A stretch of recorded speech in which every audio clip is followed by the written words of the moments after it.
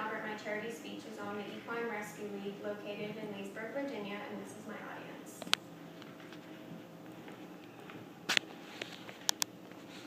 Okay. According to the American Horse Council, Americans own more than 9 million horses to date. That is up from the 6 million in the 1990s. This is due to backyard breeding that fueled the boom of pet horses.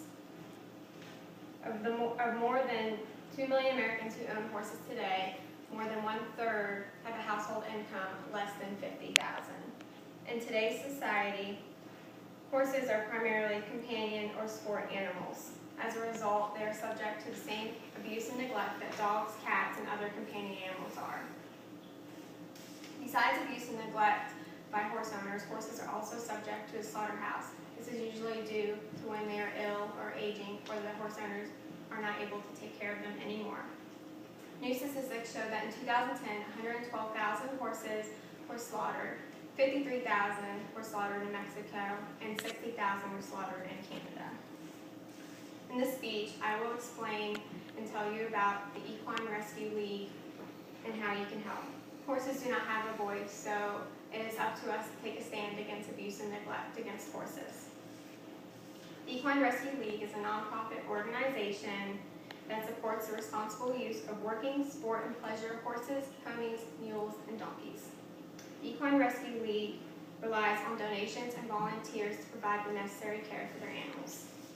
The Equine Rescue League did not exist in time for Bitsy, a 7-year-old thoroughbred mare who was so weak she was whipped to make her go through the auction ring, where she was bought for $7. Pat Rogers was assisting in investigating slaughterhouses at the time, but she did not have the $7 to buy Bitsy. She vowed that she would never let this happen again. A year later, in 1990, Pat Rogers founded the Equine Rescue League located in Leesburg, Virginia.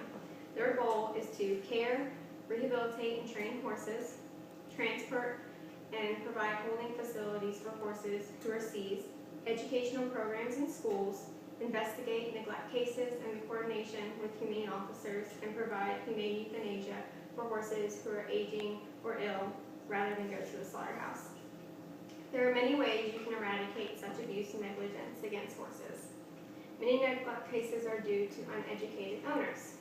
One way you can help is to advocate educational programs in schools. This way, children will learn the importance of animal care. You can begin by contacting your local shelter or humane society. Another way to help is to donate to organizations such as the Equine Rescue League. 25 cents can buy a sterile syringe that is used for medication and vaccines. $1 can feed a horse for 1 day. $2 can buy 5 yards of bandages. $6 can buy 1 pound jar of antibacterial ointment, and $10 will warm 2 horses or buy 1 feed bucket. Volunteering can also be very rewarding. Studies show that people who volunteer for selfless reasons live longer than people who don't. Lastly, the most important way to help a horse is to report the abuse when you see it. Reporting abuse will put the spotlight on the owners and can lead to the rescue of an abused or possibly dying horse. So imagine being abandoned in a field that consisted of only mud and rock. Imagine being abandoned with no food or water. Imagine being whipped or beaten due to lack of energy or fatigue. This is exactly what happens every day. Gandhi said, "The greatness of a nation and its moral progress can be judged by the way it treats its animals." As I said earlier, we are the voice for these animals. Out of 9 million horses in America, imagine how many are being abused. As I said earlier, in 2010, 112,000 horses were slaughtered in North America. As a country, we need to come together and begin to help these animals who don't have a voice. So far, we are failing them. So whether it's donating or volunteering at the Equine Rescue League, advocating for educational programs in schools, or reporting abuse, we need to act now.